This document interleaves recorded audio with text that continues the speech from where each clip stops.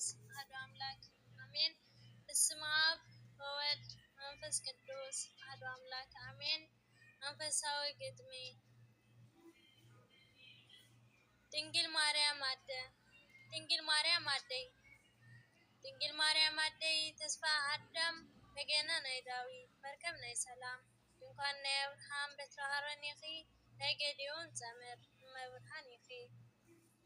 መሳለል ያዕቆብ መላእክቲ ዝድይብልኪ ዝወርድልኪ ሚካኤል ገብርኤል ዝጋርድኺ ኣብ የማን ወድኺ ቆይምኪ ትጽሊ እመብርሃን ኣዶ ፍቕሪ ኢኺ ሰረገላ ኤልያስ ሓመልማል ዘሲና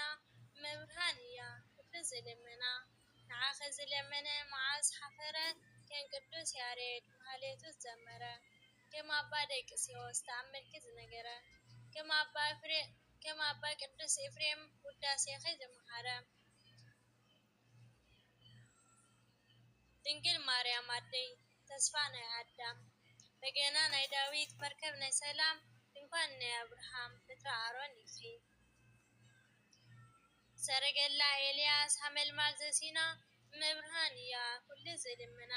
ንዓኸ ዝለመነ መዓዝ ሓፈረ ከም ቅዱስ ያሬድ ማህሌቱ ዘመረ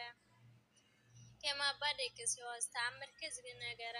ከም ኣባ ቅዱስ ኤፍሬም ውዳሴኺ ዘምሃረ ድንግል ማርያም ኢኺ ኩሉ ዘፍቅረኪ ዓብዪ ምስ ንእሽተይ ማርያመይ ዝብልኺ እመብርሃን እንድኺ ኩሉ ዘፍቅረኪ ኣደ ጎይታይ ልዑል ማርያመይ ክብለኪ ለይቲ ምስ መዓልቲ ማርያመይ ክብለኪ ሓዳጊት ኣበሳ ቅድስና ኢኺ ሓዳጊት ኣበሳ ቅድስና ኢኺ ስምኪ ክጽውዕ ኣብ ደጊኺ ቆይምና ማርያመይ ክንብለኪ ሸንዳና ዘቢሕና ክንሽብሽበልኪ ከም መላእኽቲ ኸቢብና መጺእና ኣለና ናብ መጽባዕና ኣዴ ማርያም ወርሒ ኢኺ ወርሒ ባረኽና ኢኺ ኣዴ ማርያም ወርቂ ድባባ መጺእና ኣለና ናብ መጽባዕና ከምዚ ንዓመታ ብሰላም ኣጽንሕና ከምዚ ንዓመታ ብሰላም ኣጽንሕና